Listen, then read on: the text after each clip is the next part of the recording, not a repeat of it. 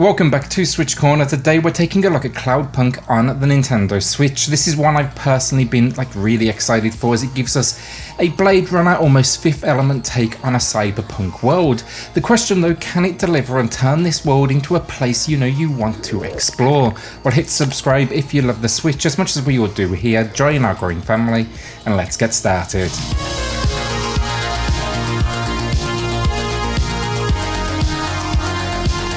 So story, and here you'll be taking on the role of a woman by the name of Rania. This is your first night not only in a new city, but in a new job as well, working for a new company that goes by the name of Cloudpunk. They are a delivery company that dabbles in the illegal across this expansive city known as Nivalis. Throughout your journey, not only will you meet individuals with their own small, self-contained tales, but also work towards figuring out the mystery behind missing people, secretive organizations, and even your own background and your reasons why you left, your old life to move to a city you actually kind of despise. I really enjoyed the story. The population here is made up of both humans and androids, and it's got a very good handle on the subject at hand and this idea of, cyberpunk. Expect here to see everything from the mad to cults to the income divide across this world. Story, it's always, you're the kind of innocent person that's been thrown into this situation, so they're rarely anything wholesome, which is exactly what I expected. By far the best idea they had here though was making it Rania's first night not only in the city but in the job. It's the classic put you in the shoes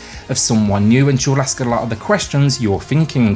Classic storytelling mechanic, but a classic for a reason because it absolutely works. Very few complaints on story from me outside of the pacing can be a little bit off at times. You'll be racing across this city and often you'll arrive too early and you'll have to sit there and wait for the dialogue to finish, or maybe you'll be waiting on that next job for the game to catch up, so you'll just be floating in the air while the game decides to pass it on to you. Minor issue though, and in those moments I gotta say I just kind of enjoyed my surroundings. So gameplay, and it's really very basic. You get two things on foot or in your car known as a hover, which makes sense given the whole, Fifth Element flying factor they have going for them. This is the loop though, Cloudpunk they call you. They tell you of a delivery job. You drive, you pick up the package from a location on foot after you try and find a parking spot. You get back in the hover, you drive to the waypoint, you drop off the package, again after finding another parking spot, and job done. Now repeat that thing about 100 times. 90% of the time it's going to be packages you're transporting where the rule is you can't know what's inside, though occasionally you do find out. And then 10% is transporting people or androids. There is also side missions too, which are mostly the same. Occasionally though you might need to pass on, let's say, a message with two people on different levels of a building. The best description I can think of is this is the indie take on Fifth Element meets Death Stranding.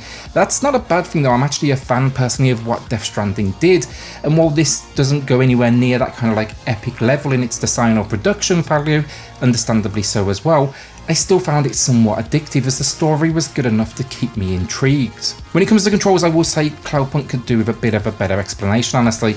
They are relatively simplistic, but you're kind of left to figure it out for yourself. With the hover you can accelerate, of course brake, you can strafe from left to right, you can ascend and descend, which is a really nice way to see the scale of this world, and then you can also boost. Likewise around the map you will see blue holograph roads, or flying sections should I say.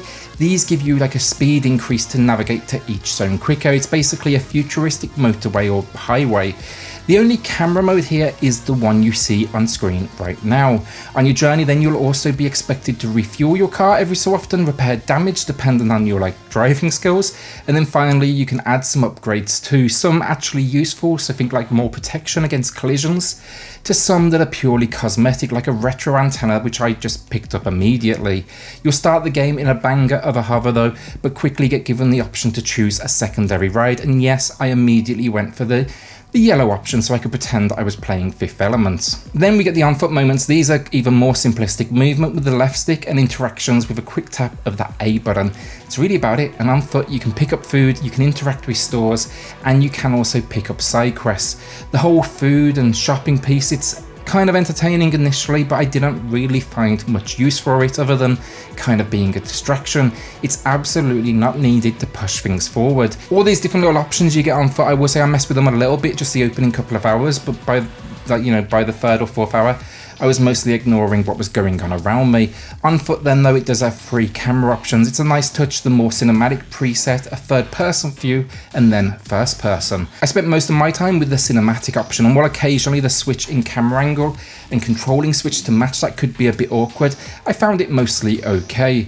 Now though, let me make this very clear, this game has no combat. The most tension you will get are a few like almost timed deliveries, but that really is it. From what I can tell though, it's actually impossible to fail. It's rarely, you know, on the edge of your seat stuff. It's more about enjoying the ride. What it does do though, to add a little bit of tension, it gives you options. Like let's say you get a package that seems dangerous. You can complete the job or you can throw it in a handy trash machine. You'll find these all over the place and you can feel like, you know, you're doing something good.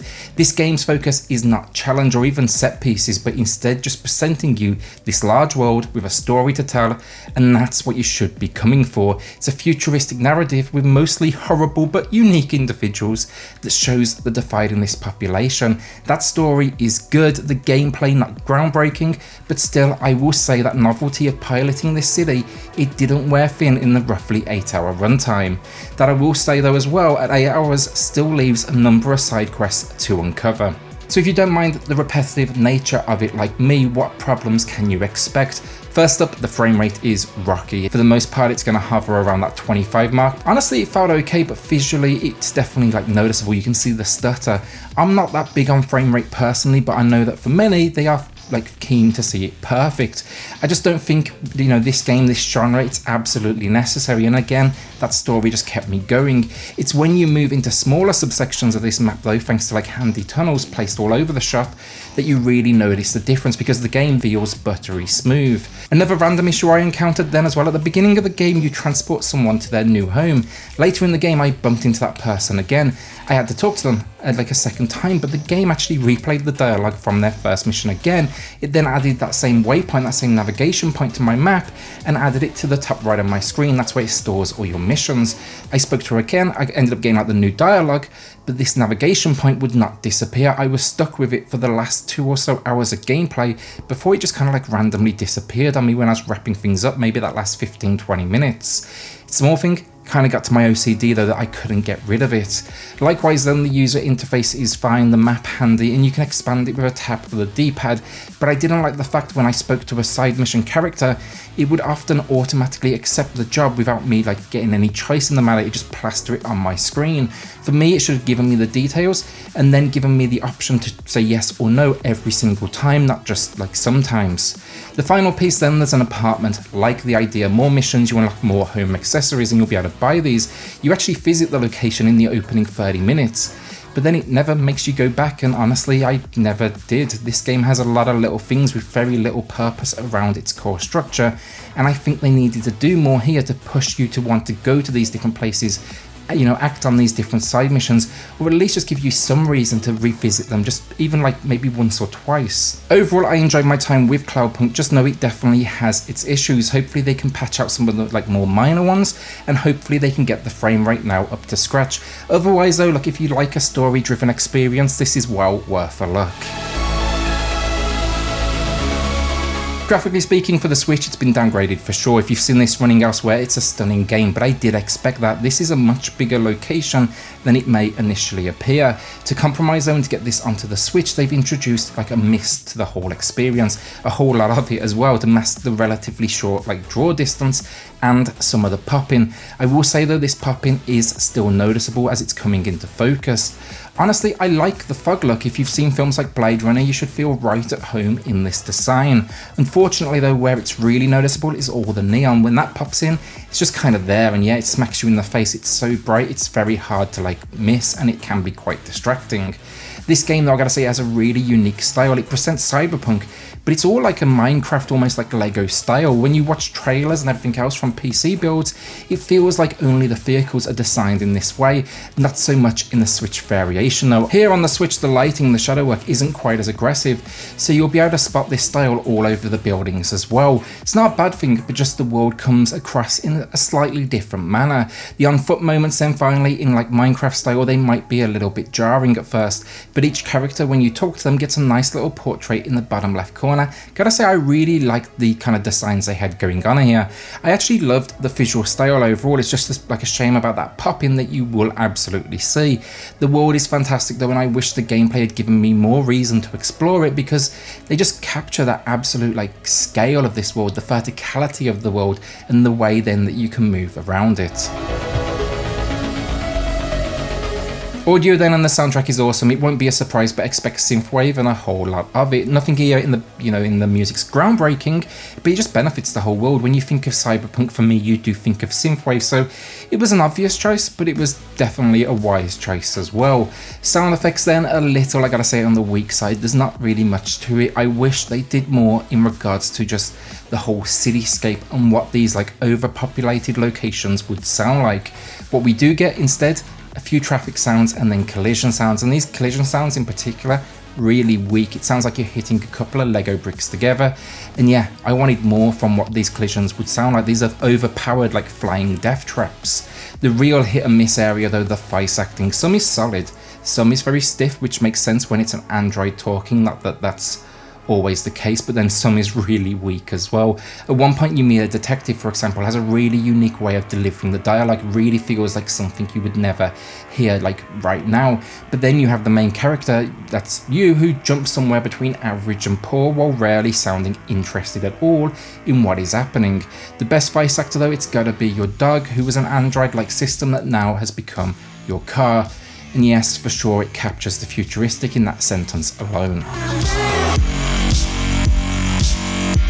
Overall, Cloudpunk is a game I've enjoyed. On a story front, while it was a little slow initially, it wasn't long before it hooked me, thanks to some great characters that you genuinely want to learn about, but it's also always moving on to that next character, flipping things over very quickly.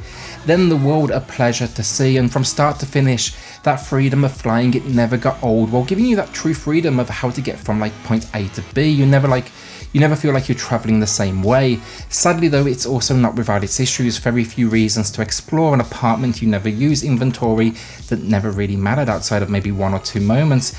And then I will say, you can't deny it is generally a very repetitive cycle. Get package, transport package, repeat. You've got to be into that. Then though, the technical, we had that glitch with the mission. The mist effect is fine, but the pop-in is still extremely noticeable. And then that frame rate, I will say, it just drops to that 15 to 20 mark too frequently. Today I'm giving Cloudpunk an above average 6 out of 10. It's got the story, it's got the world. Now it just needs to be filled with things to do to give me more reason to explore, because I gotta say, this one shows the beginnings of a series that could be something special. Even with these problems, it's easy to see through it and kind of find the magic. Thanks for watching. Will you be adding this one to the collection, or is it a hard pass for you? A shout out then to the patrons who are just going above and beyond to support SwitchCorner. Helps more than you know, so thank you all so much. If you do want to check that out for yourself, I have linked it in the video description down below. Then hit subscribe if you love the Switch as much as we all do here. Join our growing family, and I'll see you all on the next video. Thanks everyone.